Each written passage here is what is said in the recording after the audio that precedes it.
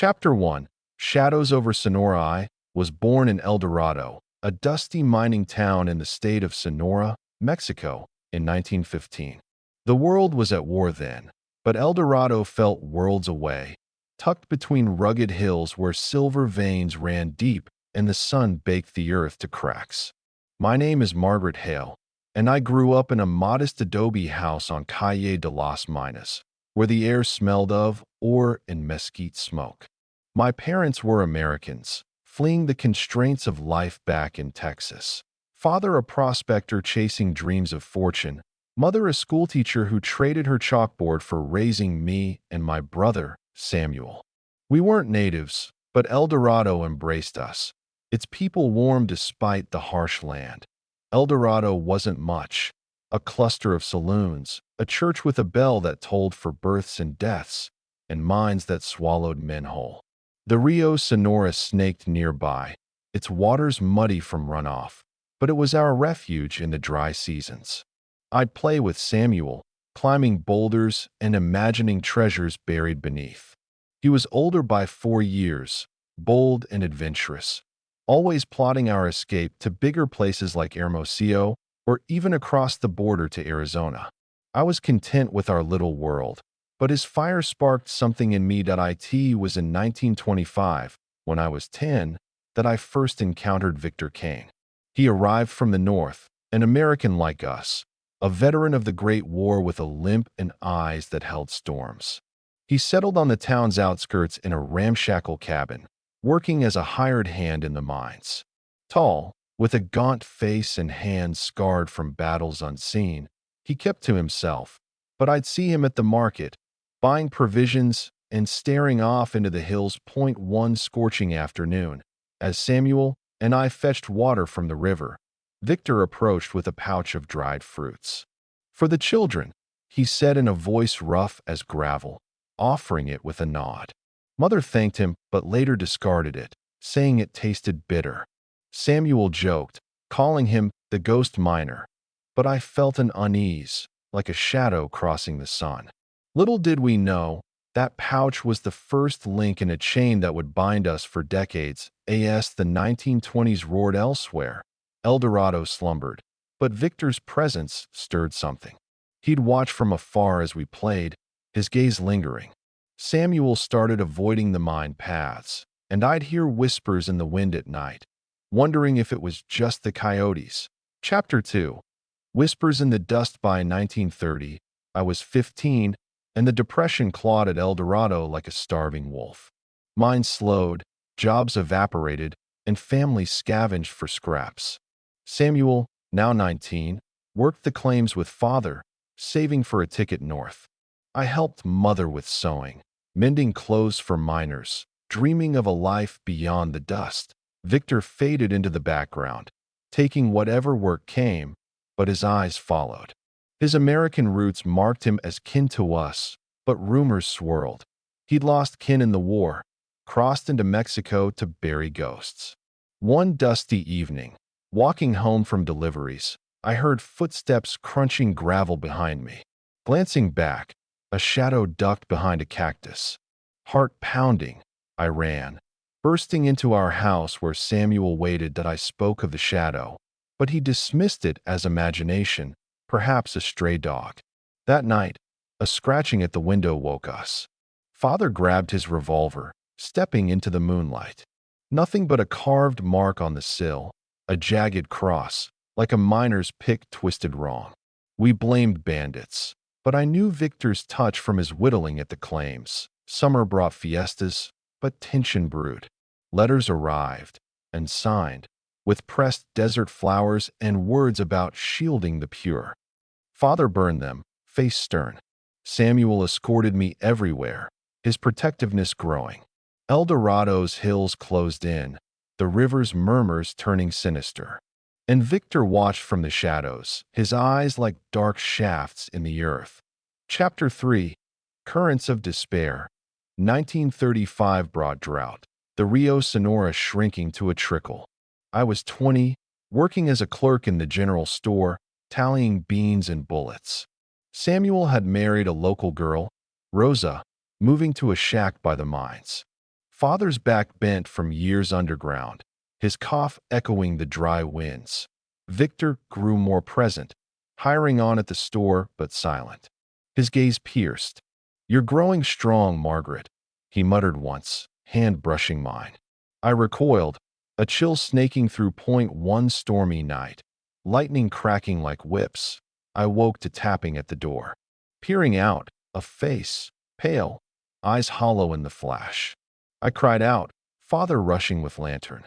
Outside, footprints led to the river, a note nailed. "The currents drag, but I'll hold you." Authorities shrugged. Prank, perhaps. Whispers of victors where demons spread. Rose's letters spoke of unease, shadows by the claims. As the decade waned, El Dorado thirsted, but our storm gathered. Father's cough turned bloody. At his burial, Victor lingered at the edge, watching. Currents of despair pulled us deeper. Chapter 4. Echoes in the Mines. 1945. War's end brought hope, but El Dorado's mines echoed empty. I was 30, married to Henry, an American engineer drawn south for silver. We lived on Arroyo Street, away from the river. Samuel's family grew, 3 kids bringing light. Victor persisted, leaving gifts, carved stones, withered herbs, on our porch. Once, a figurine with eyes gouged. Henry confronted him, voice steady. "Leave my wife be." Victor smiled thinly. "I'm her guardian from the void." That winter, our dog vanished, found by the mines, marked with a cross. Officials questioned Victor, alibied by work. Fear mounted, but proof eluded. I saw shadows in the hills, felt eyes at market. Henry armed himself, nights vigilant, as the 40s bloomed. Victory's north contrasted our siege. Samuel withdrew, fearing for his young. El Dorado's mines whispered warnings. Victor's echoed deepening. Chapter 5. Fractured Veins. 1955. Boom times. Mines reviving. I was 40, with children, little Grace and Luke, filling our home. Henry advanced, overseeing digs. But Victor endured. Letters resumed. "You glow in blue." Henry reported, but lawmen dismissed. Then, Grace screamed of a man at her window. Footprints, a carved cross on the frame. Henry bought a rifle, sleep fractured. Victor arrested for vagrancy, freed. He approached at church. "You ignore the peril." Samuel intervened, tension boiling. Henry and Victor clashed in the street, fists flying. Town split. Some pitted Victor, others feared. 50 shone with progress, but our veins fractured. Henry's worry mounted. Samuel's family strained. Victor's fixation mirrored our cracks, threatening collapse. Chapter 6. Descent into Abyss. 1965. Turmoil era. I was 50, children teens exploring El Dorado's hills. Henry's health faltered, lungs from mine dust. Samuel visited less, his shadows lingering. Harassment surged. Calls at midnight, breaths rasping. Shadows in yard. Detective hired. Victor, born 1895 in California, war-torn, lost a sister like Rosa. Obsessed, he warned. Hazardous. Luke came home bruised, claiming an old man ranted by the river. Charges pressed, Victor acquitted insane. Then, catastrophe. Henry collapsed in a shaft, buried alive. Rescuers whispered of sabotage. Grief engulfed me. Samuel vowed retribution. We raided Victor's cabin, photos of us, crosses everywhere. Terrified, we escaped as he neared. Descent deepened, El Dorado's light fading. Chapter 7. The Breaking Shaft. 1975. Crises rife. I was 60, children grown. Grace nursing in Hermosillo, Luke prospecting north. Samuel's cancer mirrored father's. Victor, 80s, frilier but unyielding. Slashed tires, shattered windows. Grace's visit sparked clash. Victor at door. The abyss beckons. Tragedy. Samuel's truck plunged into Rio Sonora, drowned. Sabotage murmurs. At funeral, Victor watched. I shattered, swearing closure. Luke returned, enraged. Found Victor's shrine, our relics. Police stormed, he fled. Shaft broke, illusions crumbling. Chapter 8. Pursuit through canyons. 1985, excess age, but isolation for me.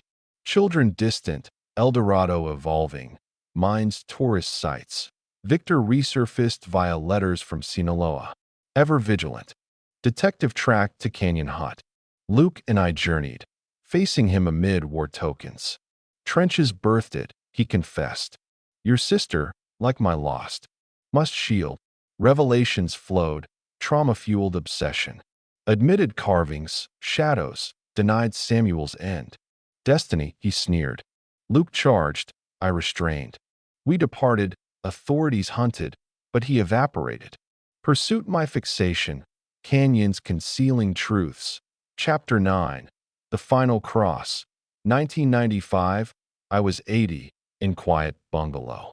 Children visited, grandchildren joy, but nightmares persisted.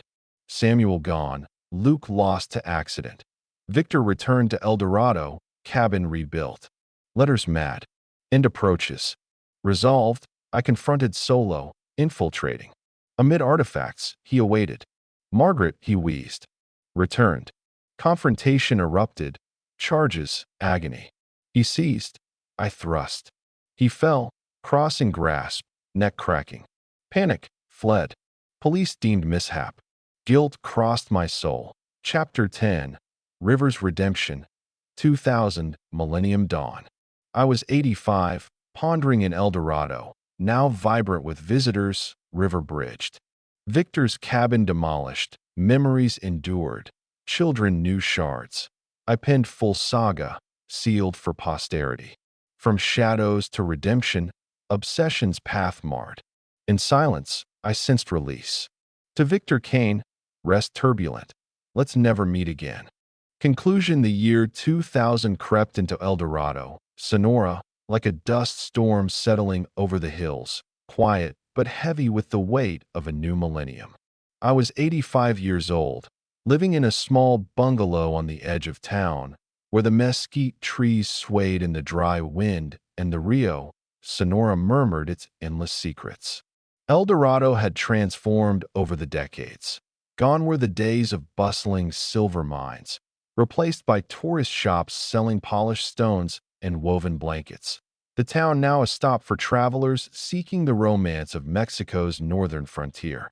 But to me, it remained the crucible of my life, forged in the fires of fear, loss, and the shadow of Victor Kane, the American war veteran whose obsession had haunted me for 60 years. That I sat on my porch, a shawl around my shoulders, watching the sun dip behind the hills, painting the sky in shades of amber and ash. The river glinted below, its waters catching the fading light, and somewhere in the distance, children shouted, their voices echoing the games I once played with Samuel. My brother, my protector, was gone, lost to the Rio Sonora in 1975, a death I still believed Victor had orchestrated, whether by sabotage or madness. My husband, Henry, taken by a mine collapse in 1965, and my son, Luke, lost to an accident in 1993, were ghosts in my heart. My daughter, Grace, now a nurse in Hermosillo, brought her children to visit, their laughter a fleeting reprieve. But Victor Kane's carved crosses, his letters, his hollow gaze, they lingered, a chain I couldn't break. I'd begun writing it all down, this tale of mine, not for fame, but to anchor the truth before my mind crumbled like the old mine shafts. The letters he sent, the crosses etched on our sills, the shadows in the hills, they blurred with age, but putting them to paper made them sharp again. It revived the terror, the rage, and the guilt of that night in 1995, when I pushed Victor down his cabin stairs, his neck snapping as he clutched a carved cross. The police called it an accident, an old man's fall in a decaying shack. I let them believe it, but the truth was a splinter in my soul, jagged and deep. I hadn't meant to kill him, not truly, but I needed it to stop. Yet even in death, His shadow clung to El Dorado's shift to a tourist town felt like a mask over its scars. The dirt roads Samuel and I once raced down were paved, the general store now a cafe serving overpriced coffee. But the river was unchanged, its currents hiding truths I couldn't escape. That spring, I'd found something by the riverbank, where we used to hunt for agates as children. Half buried in the mud, beneath a gnarled mesquite, was a tin box, its edges rusted by decades underground. Inside were photographs, Samuel laughing by the mines, me at 20 in the store, and a stranger, a woman with dark hair like roses, in a faded print from the 1920s. A note in Victor's scrawl read, "The river guards them."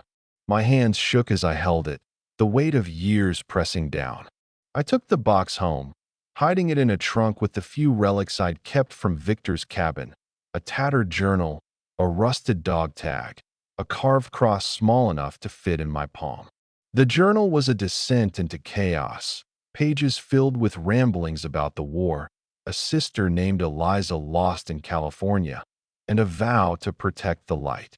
My name wove through it, tangled with Samuel's and Mother's, as if we were pieces of his fractured mind. Margaret, the flame, he wrote, must keep her from the dark. It was chilling, giving form to his obsession. Eliza, the sister he'd loved, must have resembled Rosa, perhaps Mother. I was the continuation, the child he saw as pure, a vessel for his warped redemption that I didn't tell Grace about the box. She knew fragments, Victor's harassment, the letters, the fear, but not the full burden. I called her one evening, needing her voice to steady me. "Mama, you sound worn," she said, her tone soft but sharp. "Are you dwelling on the past again?" I sidestepped, asking about her children, the weather, anything but Victor. But her words lingered, urging me to let go. I couldn't, not yet. The truth was too heavy, too entwined with guilt. The next morning, I visited the El Dorado Library, a squat adobe building smelling of dust and old paper. Senora Vargas, the librarian who'd known me since I was a girl, helped me dig through records. We found mentions of Victor from 1925, when he arrived from California, a decorated soldier turned drifter. Whispers of a breakdown in a Tucson hospital, a sister lost in his youth. One report from 1930 noted a fire near his cabin, no injuries, but suspected arson. Senora Vargas leaned close, her voice a whisper. My abuelo said Victor wandered the river at night, talking to shadows. Once, he saw him bury something by the mesquite trees. Her words sent a shiver through me. Burying something. The box? Or worse. I didn't press, but the thought took root. That night, I dreamed of the river, its waters parting to reveal crosses carved in stone, staring up at me. I woke clutching my shawl, the journal open beside me. I read it again, searching for clarity, and found a line I'd missed. The river holds the fallen, where the lights sank. The Rio Sonora. Was it madness, or a map? I returned to the river, came sinking into the mud, the air thick with the scent of wet earth. The mesquite trees swayed, their branches trailing in the water. I scanned the bank, half expecting another box, another secret. Near a twisted root, I found a stone, smooth and cold, with a faint cross etched into it. My breath caught. I dug, unearthing a second tin, sealed and heavy. Inside were more photographs. Mother, Samuel, me, and Eliza, their faces blending into one. A note. They rest in the river's embrace. I sat there, the tin in my lap, feeling the currents of the past drag at me. I needed answers. I contacted Senor Morales, a local historian who'd chronicled El Dorado's mining days. We met at a cantina, the smell of tortillas grounding me. His eyes widened at the tin, the photos. Victor was a legend by the 30s, he said. They said he spoke to someone by the river, someone gone. Rumors of a woman vanishing in 26, dark hair, near the mines. Never found. My heart sank. Eliza? Another victim? I pressed him, and he unearthed old police files. A report from 1926 mentioned a Jane Doe drowned in the Rio Sonora, unidentified. No link to Victor, but the timing fit. I pictured him, young and broken, standing by the water, his mind unraveling. Had he killed her, mistaking her for his lost Eliza? Or was it another knot in his madness? I kept it from Grace and her children. Instead, I wrote letters sealed for after my death, detailing everything. Victor, the crosses, the letters, the river, the cabin. I wrote to Grace. Live beyond the hill's shadows. Love, Mama. I wanted them to know, but not to bear my weight. El Dorado's fiesta came that October, the town alive with mariachi and lanterns. I went, craving normalcy, and ran into Senora Vargas. She pulled me aside. I asked my tia, 97 now, about Victor. She said he left crosses around town. Markers, she called them. Markers. The word echoed. Markers of what? His obsession? His crimes? I thanked her and wandered the fiesta, the music clashing with my thoughts. A child dropped a toy, a carved cross from a vendor's stall. I laughed shakily, handing it back, but it felt like a warning. Back home, I burned the journal, the photos, the notes, watching the flames consume Eliza's face, Samuel's mine. The tins and the stone remained, relics of closure. I felt lighter, as if I'd cut a cross loose. The river still flowed, but its murmurs softened. I visited Samuel's grave, laying flowers by his stone. We survived, brother, I whispered. We're free. El Dorado moved on, its history polished for tourists. But I knew the truth. Darkness hides in dusty places, in the spaces between the hills. Victor Kane was gone, but his crosses, those jagged, watchful crosses, reminded me that some shadows endure. To Victor, wherever you rest, let's never meet again.